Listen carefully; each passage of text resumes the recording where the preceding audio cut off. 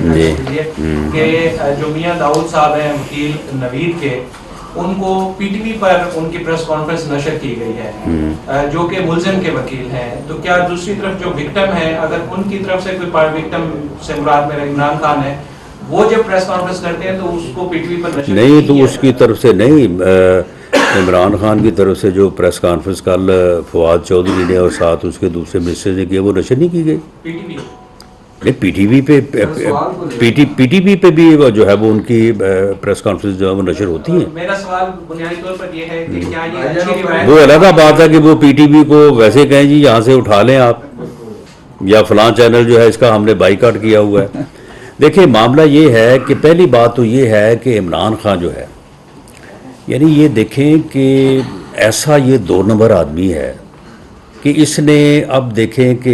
اس بات کو میرا خیال ہے کہ تقریباً 2 مہینے ہونے کو ہیں، وہ فائر اسے لگا نہیں ہے، یعنی ایسا ڈرامہ کر رہا ہے، ایسا ڈرامہ کر رہا ہے کہ جیسے، یعنی اگر صحیح فائر بھی لگا ہوتا اپنا جو ہے وہ اس کی ٹانگ پہ، اور فائر لگے اور فریکچر نہ ہو،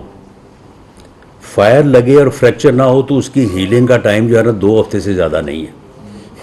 لیکن یہ فراڈیا جو ہے، یہ ایسا فراڈ کر رہا ہے، اس طرح سے بیہیو کر رہا ہے کہ جی بڑا میرے زخم ہو گیا، اور ابھی کہہ رہا ہے کہ میں پتہ نہیں 1 مہینہ یا 2 مہینے اور نہیں اس قابل نہیں ہو سکتا کہ میں جو ہے وہ موو کر سکوں۔ تو یہ آپ دیکھیں کہ ایک ایسا یعنی 2 نمبر آدمی کہ جس کا جو کردار ہے، اس حوالے سے دیکھ لیں کہ کیا کردار ہے، یعنی کس طرح سے وہ ڈرامہ کر رہا ہے پچھلے 1.5 مہینے سے 2 مہینوں سے، اور اس کے بعد اس کا کردار دیکھیں کہ خود اس کا کتنا گھٹیا کردار ہے جو اس نے توشہ خانے کے حوالے سے کیا ہے، وہاں سے پورا توشہ خانہ لے کے اس نے جو ہے وہ بیچ دیا ہے۔ اور دوسری طرف کہ یہ جو ہے جس وقت یہ کام کر رہا تھا، جس وقت یہ چور اور ڈاکو اور اپنے مخالفین کے خلاف جھوٹے مقدمے بنوا رہا تھا، اسی وقت یہ کام کر رہا تھا۔ یعنی یہ حدیث نبوی صلی اللہ علیہ وسلم بھی ہے کہ بدبخت ہے وہ انسان جو کام وہ کسی کو تو منع کرے، کسی پہ الزام لگے، بدبخت انسان ہے، اور کلیم کر رہا ہے کہ مجھے قوم جو ہے وہ لیڈر کے طور پہ تسلیم کرے۔ میں سمجھتا ہوں کہ یہ اللہ کی جانب سے جو اس کو ایکسپوز کیا گیا ہے توشہ خانہ میں بھی، اور اس کے بعد القادر ٹرسٹ، اب القادر ٹرسٹ کے نام جو لگی ہے اپنا پراپرٹی، ایک اپنا پراپرٹی ٹائکون کی طرف سے، اس کی تقریباً 5-6 ارب روپے مالیت ہے، اور اس ٹرسٹ کے 2 ہی ٹرسٹی ہیں، ایک خود ہیں اور ایک بشرا بیگم ہے۔ تو آپ مجھے بتائیں کہ وہ کس چکر میں لگی جی ان کے نام پہ؟ 240 کنال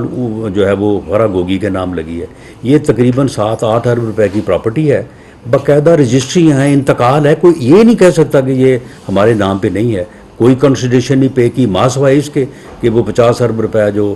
وہ اپنا یو کے میں سرنڈر ہوا تھا اور وہ آنا تھا پاکستان کے خزانے میں، اس کو انہوں نے جناب اس کے اکاؤنٹ میں منتقل کروا دیا اور اپنا حصہ جو ہے یہ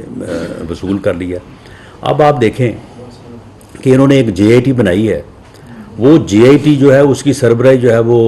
غلام محمد ڈوگر جو ہے نا وہ کر رہا ہے۔ آپ مجھے بتائیں کہ غلام محمد ڈوگر جو ہے اس کی کتنی متنازعہ جو ہے وہ پوزیشن ہے،